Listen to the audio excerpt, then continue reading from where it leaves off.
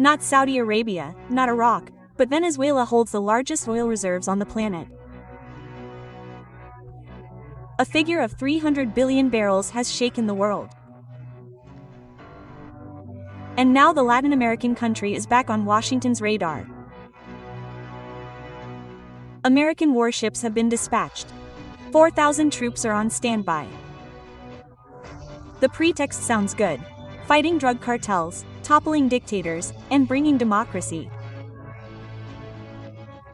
But the big question is, since when has America intervened solely for the sake of good? History shows an undeniable pattern. A country with abundant oil and a willingness to oppose Israel will sooner or later become an American target. So, does Venezuela truly want to be saved, or is it actually being dragged into a much larger geopolitical game?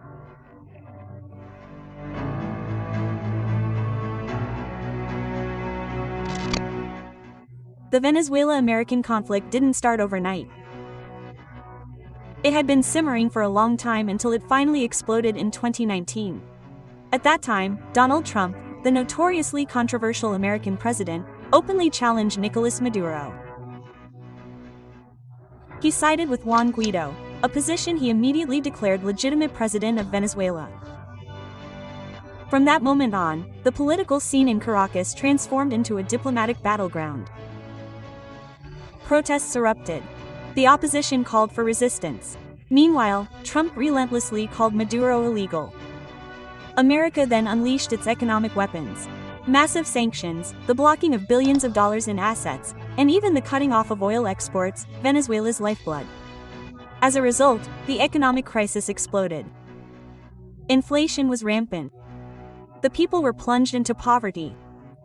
But most shockingly, despite the economic collapse, Maduro remained standing. And that's where Trump began planning his final move: military pressure.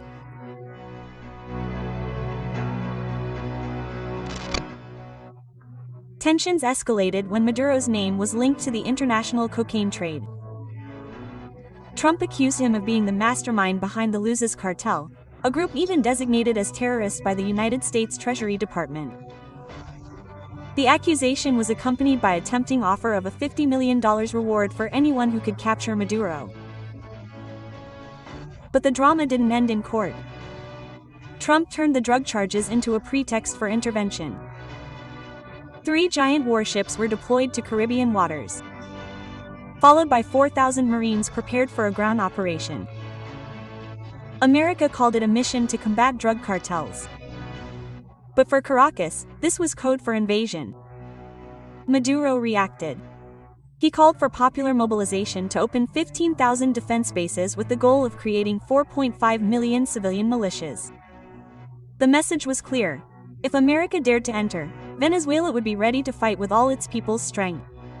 Now the accusations and counter-accusations have turned into a real crisis. America accuses Venezuela of being a cartel nest, while Maduro accuses Washington of orchestrating a coup. And the world is finally realizing this is more than just a drug issue. What's at stake is Venezuela's vast oil reserves and its political sovereignty. The question is this a noble step by America, or just the latest chapter in a resource struggle that always ends in war?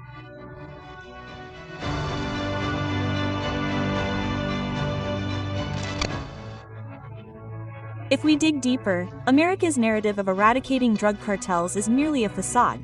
The real agenda is much larger: preparing for regime change in Venezuela. Why? Because whoever controls Venezuela automatically controls the key to the world's energy supply.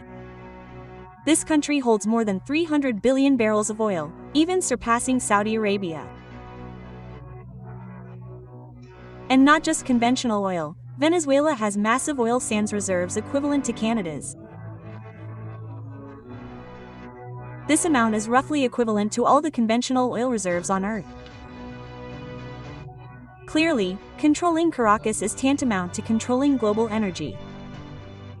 But there's another reason that's making America even more furious, and one that's rarely discussed.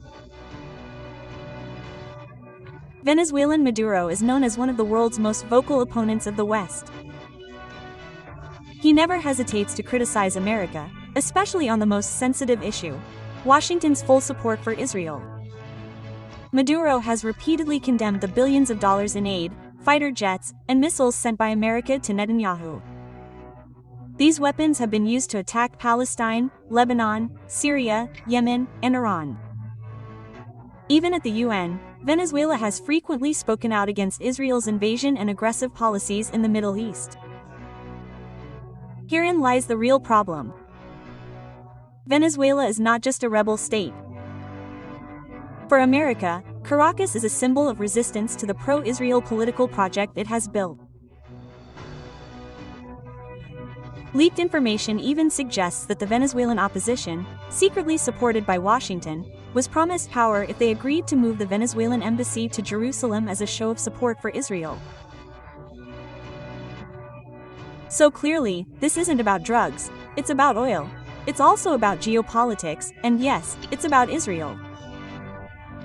However, America's move this time hasn't gone smoothly. The world is starting to pay attention, and the wave of international criticism against Washington continues to grow.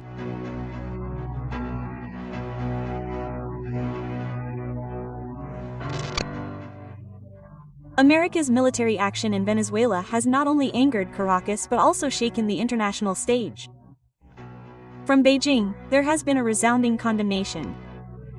China accused Washington of acting arrogantly, strongly rejecting the logic of military force as a diplomatic tool, and asserting that Venezuela's affairs are the business of its own people, not the plaything of foreign powers. Mexico also spoke out. Despite the often volatile relationship with Caracas, President Sebastianez chose to defend Maduro. He dismissed accusations linking Maduro to drug cartels in his country, saying no investigation could prove it. However, Trump ignored this. He went further, invoking the most extreme legal instrument, the Foreign Enemies Act.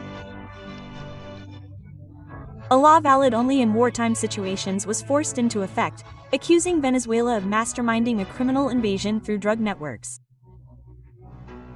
This pattern is not new. It resembles the American operation in Panama in 1989, when narcotics were used as a pretext to overthrow the regime. The goal was clear: a change of power.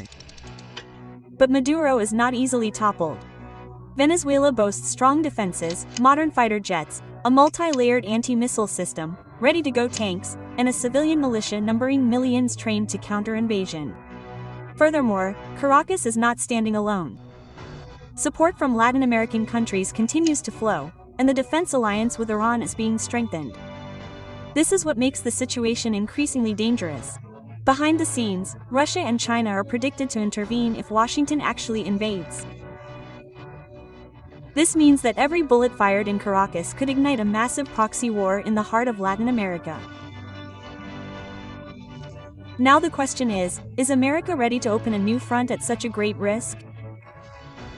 Because if history is any mirror, the pattern is always the same. Countries with oil and the courage to oppose Israel will sooner or later be on Washington's target list.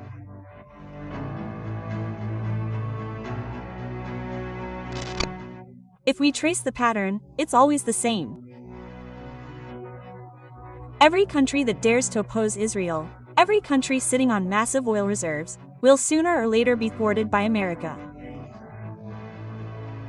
Iraq is proof of this. In 2003, Washington invaded Baghdad under the pretext of weapons of mass destruction, but the results were never found. Then Syria became the arena for a proxy war between America, Russia, and Iran. Iran was locked in an embargo for decades simply because it refused to bow to Washington and loudly defended Palestine.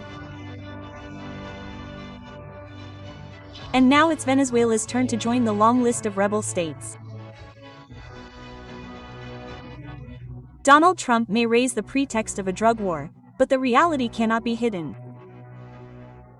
This is about energy, This is about geopolitics, and yes, this is about Israel. America has never been willing to lose control of the world's largest oil fields and cannot accept a leader like Maduro who dares to challenge Washington's full support for Tel Aviv. This is a message that should resonate worldwide. This is not just a local conflict in Latin America, but part of a global pattern that has been repeating itself for decades. The question is, who will be the next victim? Will we see the birth of new Venezuelas in the future, or will the world finally rise up against American hegemony? Yes.